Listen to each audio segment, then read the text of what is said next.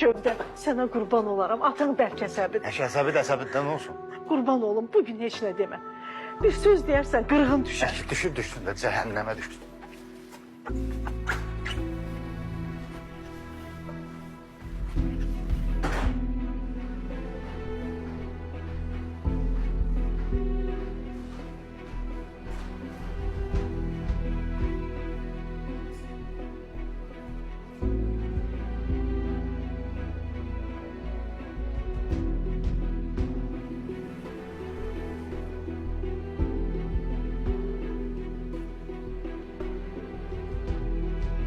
Nədə? Nə qanlı baxırsan? Bəlkə vurasan məni? Biz mənə uşaq evindən zaten götürməmsiniz. O nə sözü danışırsan ay bala? Çünki bu adam mənə doğma ata münasibəti göstərmir.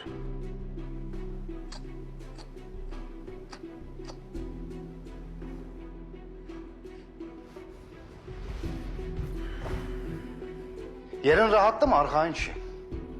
Özünü rahat hiss edirsən? Gövdə. Elə ömür boyu belə oturmaq istəyirsən? Rahatdır yerin. Bəli, mənim yerim xeyli rahatdır. Necə? Ona görə ki, daha ləman yoxdur. Ona görə ki, daha özünü ağır kişi kimi göstərməyə ehtiyac qalmıyor. Gövdə. Hə, yox, mən elə oturmağı soruşmurdum. Yəni ömür boyu belə tək oturmaq istəyirsən? Sənin bir ürəyindən keçmir ki, bir oğlum, gəlinim, nəvələrim yanımda olsun. Mənim gəlinim var idi. Didərgin saldım. O gətirdiyini isə qəbul eləmirəm.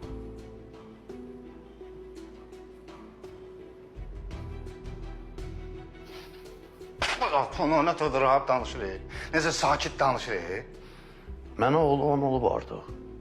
Bundan sonra ürəyim sakit, yerim də rahatdır. Yox, yox. Sən anadan gəlmə belə rahat doğulmusan.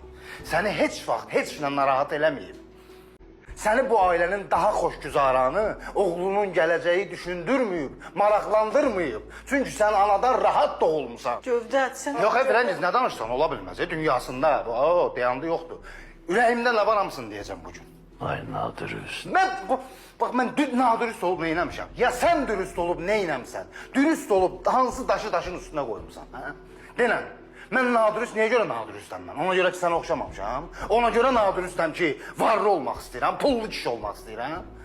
Yoxsa sən nadürüst deyəndə Ləmanı nəzərdə tutursan, hə?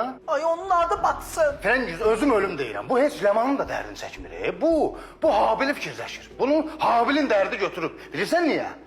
Çünki gəlib Habilin eşkəyinin qurt dayısının evində qalır. Çünki sənin ərinin hünəri çatmayıb ki, dar günü üçün 5 manat qırağa pul qoysun. Ayıbdır bala. Ha kişi, ayıb olan Habilin nişanlı qızının qoşulub qaçmağıydı. Onu da o kişi qəbul elədi, bu hələ orada qalıb. Nədir, düz demirəm? Düz demirəm mən? Cavab ver də, nədir, cavab tapa bilmirsən? Axır ki, əskiyini vurdum üzünə. Bunu istəyirdin sən. Yox, niyə? Sənə deyiləcək bir kitablıq sözüm var. Onu denən eşidin. Yox, mənası yoxdur. Çünki səni kimi gönü qalına söz nədir, şillə də təsir eləmir. Sənin dərmanın budur. Sən ancaq belə saymazyana münasibətə layiqsən. Sözü bəziyib danışmayın. Nəyi düz demirəm, onu denən. Nə sözü bəziyirəm, nə üzünə gəlirəm. Mənim sözüm konkretdir. Mən o sevildi, nə zibildi bilmirəm. O insanı bu evdə olmasını istəmirəm.